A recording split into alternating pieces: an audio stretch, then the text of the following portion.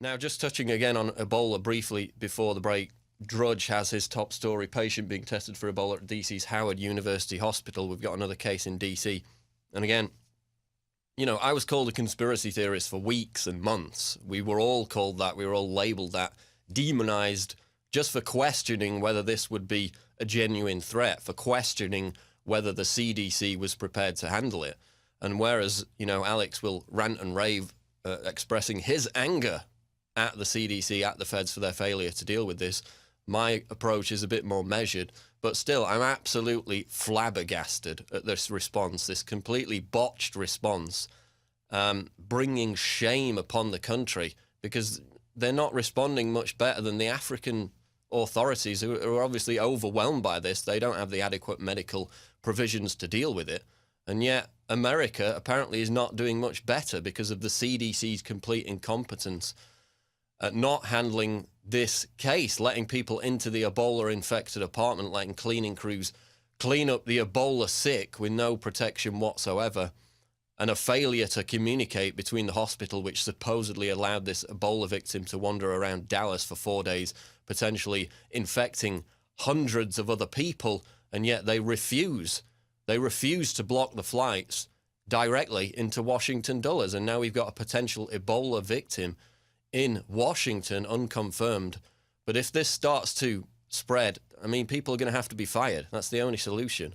And we're going to have a complete reevaluation of how we handle this, because the biocontainment facilities, for a start, if we get many more of these patients, just aren't in existence to deal with this. As you saw out of the article we covered earlier, Underground Medic, there are only 19 level 4 biocontainment beds in the whole of the United States to deal with a population of 317 million. So they were caught with their pants down, but they've made the situation even worse in the interim by failing to take the proper precautions. This apartment wasn't even cleaned until last night.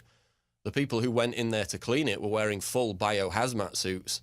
That protection wasn't offered to the sheriff's deputies who also entered the apartment last night, who are now complaining about the fact they've been placed on leave, potentially exposed to Ebola. We got some breaking news here just come into my ear. We've got Silver Bullet back in stock. A lot of people have been waiting for this. And in this crazy world, you need to protect your immune system. It's the #1 priority. Just this moment, back in stock. Silver Bullet, concentrated to a powerful 30 parts per million, triple the strength of other colloidal silver products, most of which are complete garbage. This is free of GMO gluten additives, unlike many of the other products on the market. And you need to get it at InfoWarsLife.com. Protect your immune system. Just back in stock. Colloidal Silver Bullet, InfoWarsLife.com. We'll be back after the break talking Syrian girls. Stay tuned.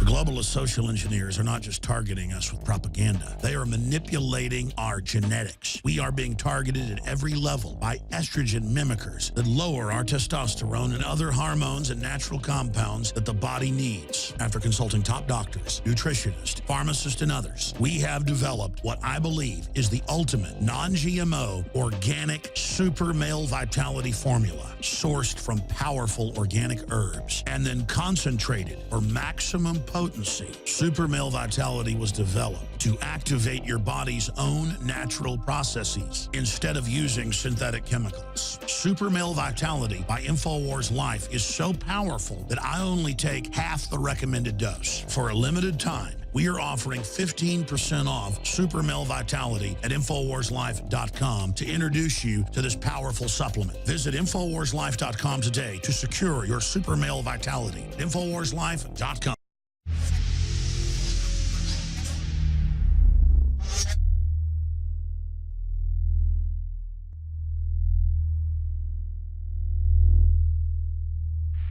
It's Paul Joseph Watson back live with the Alex Jones Show Friday edition.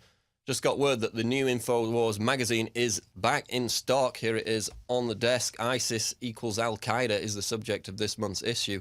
Also got some Ebola articles in the issue, so be sure to get your hands on the latest copy of InfoWars magazine, now available. Economic news, of course, we had the jobs numbers come out today, 5.9% unemployment rate, vehemently celebrated by the mainstream media as a sign of the ongoing, quote, economic recovery. What they won't tell you is the fact, as documented in this Zero Hedge article, Labour participation rate drops to 36-year low, record 92.6 million Americans not in labour force. And again, this unemployment rate doesn't include the people who've stopped looking for work. It's a completely bogus statistic. While by now, according to Zero Hedge, everyone should know the answer for those curious why the US unemployment rate just slid once more to a meager 5.9%, the lowest print since the summer of 2008. The answer is the same one we have shown every month since 2010, the collapse in the labour force participation rate, which in September slid from an already three-decade low, 62.8% to 62.7%, the lowest in over 36 years. What's more disturbing is that people not in the labour force rose to a new record high, increasing by 315,000 to 92.6 million. So they added 232,000 jobs, yet 315,000 Americans dropped out of the labour force, and they're celebrating this as some great benchmark of the economic recovery. Of course, we know that the real economic figures show that the economy is stagnating and declining. In fact, I wrote an article a few days ago from Foreign Affairs, where the CFR, did a series of articles concerned about the populist revolt now sweeping Europe and America. Of course, we had the big anti-EU backlash back in May with UKIP and Denmark, the True Finn Party, several others, rejecting the Brussels power structure. We've also had the Tea Party emerge over the past few years. And in that article, the CFR expressed their amazement at the fact that this popular uprising was still going. There you see America in decay, the sources of political dysfunction. What's key about this is that they said this populist liberty uprising, both in the United States and Europe, which was threatening the two-party monopolies in both those continents, needs to be, quote, co-opted. Those were the exact words they used, co-opted. So again, they're going to try and infiltrate these movements, get their own people to represent these movements, and then sell everybody down the river. Now, in that article, in the CFR article that I cited, one of the key aspects that they drew attention to, which is causing this populist uprising, is the fact that median household income has declined since 1989. So in the past, 25, 30 years, there's been absolutely zero real economic recovery, and people are struggling under the same conditions they were back in 1989. Nothing has improved. They see the article establishment desperate to co-opt populist uprising to neutralize what they call the American distemper. And that distemper is arising out of the fact that these living standards continue to stagnate and decline, as evidenced again by this article, the wageless recovery.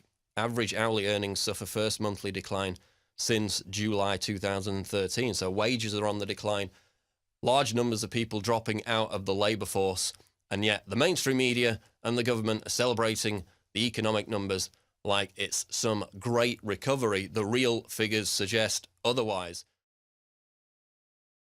You are watching the best of the Alex Jones Show, weekdays from 11 a.m. to 2 p.m. Central. Watch live at Infowars.com/show or become a member of InfoWarsNews.com and help us take resistance to the next level.